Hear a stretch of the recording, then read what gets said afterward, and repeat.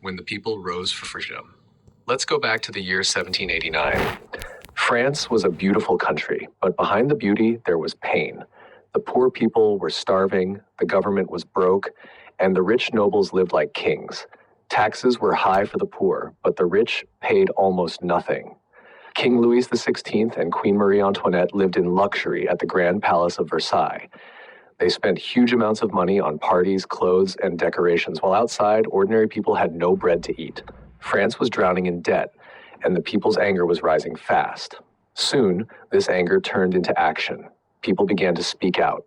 They wanted change, justice, and equality. Their dream was simple: liberty, equality, fraternity.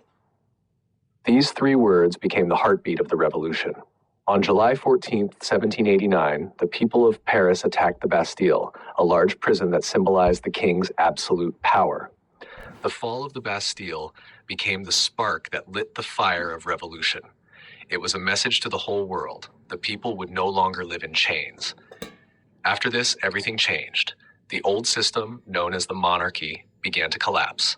The National Assembly was formed, and for the first time, laws were made not just by nobles, but by representatives of the people. The king tried to escape, but he was caught. Soon, France declared itself a republic.